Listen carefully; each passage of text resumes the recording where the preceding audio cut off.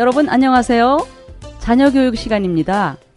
오늘은 12번째로 산만하고 부산스러운 아이에 대해 생각해 보겠는데요. 먼저 바람직한 대화기법에 대해 좀 더 자세히 알아볼까요? 대화기법이란 자신과 관계 있는 사람들과의 관계를 해치지 않을 경우 터놓고 얘기하는 것은 신뢰감을 조성하는 것이고, 이것을 자기개방, 즉 자기 표현이라고 하는데요. 자기 개방은 자기 느낌을 때와 장소를 잘 선택해서 표현함으로써 인간 간의 서로 친근한 관계로 발전하게 해주는 것이죠.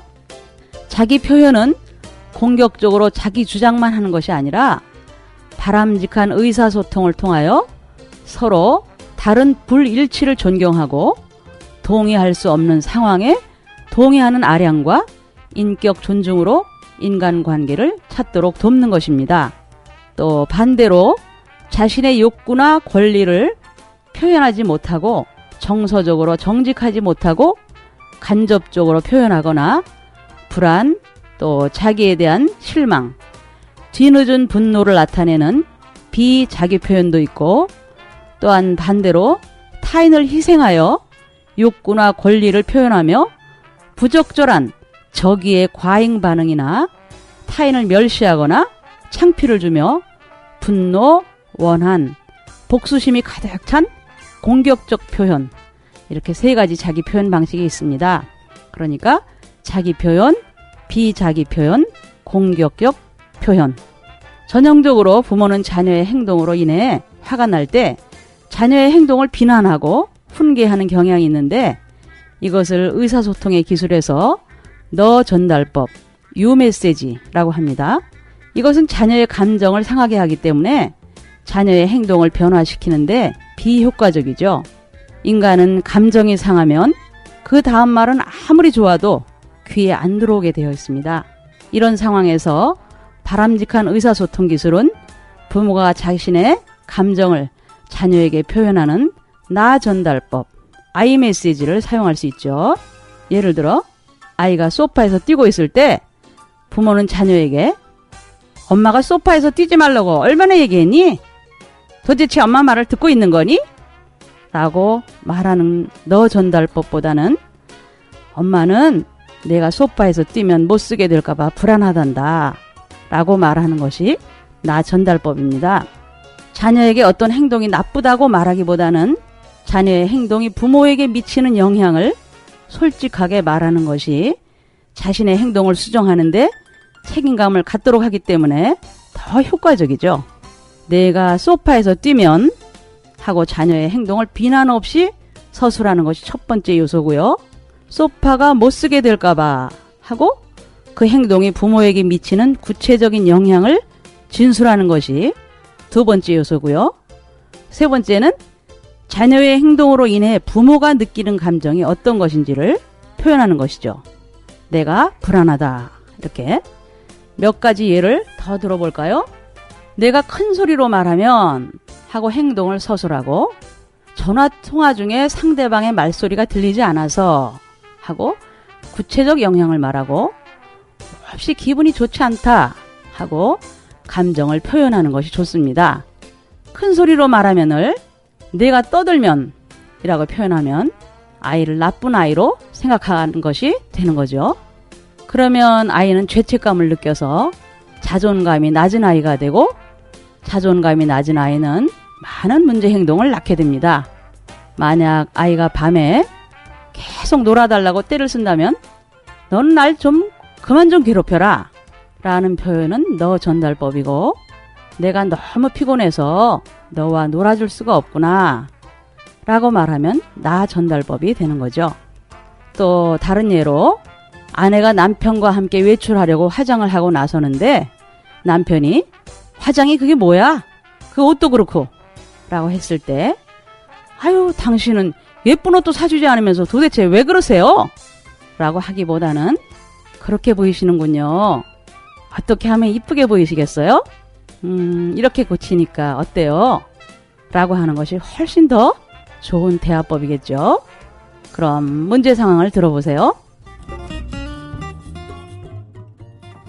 만 5세 형준이가 여기저기 돌아다니고 있네요. 형준아, 너 조용히 앉아서 놀지 못하겠니? 형준이는 못 들은 척하며 여전히 돌아다니고 있군요. 네, 이럴 때 어떻게 하셨죠? 혹시 이렇게 하지는 않으셨나요? 야, 너 엄마 말 안 들리니? 조용히 놀지 못하고 왜 그렇게 산만하게 돌아다녀? 도대체 엄마가 정신이 없구나. 일반적으로 아이들이 주의가 산만한 원인은 다음과 같습니다.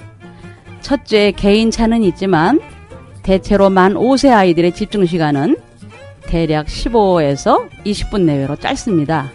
그런데 성인들이 아이에게 집중시간이 길어지는 활동을 요구할 경우 아이들은 실증을 내어 산만한 행동을 나타낼 수 있죠.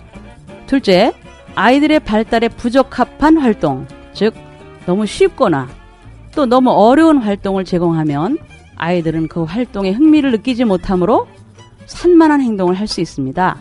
셋째, 아이의 기질적인 특성이 원인이 될 수 있는데 이러한 아이는 어렸을 때부터 외부 자극에 너무 민감해서 깊이 잠을 자지 못하고 보채거나 부산하게 움직이는 특성을 나타냅니다.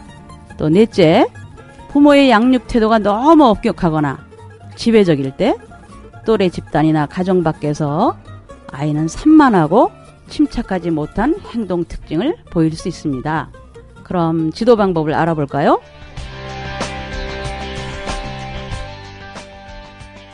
아이가 주의 집중을 하지 못하고 산만한 행동을 하는 원인이 집중 시간이나 발달에 부적합한 활동이 있을 때는 다음과 같이 지도하는 것이 바람직합니다.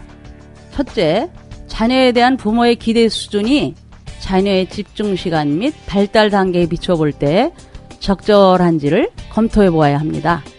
대부분의 부모들은 자녀에 대한 기대 수준이 너무 높아서 아이들에게 지나친 요구를 하게 됩니다.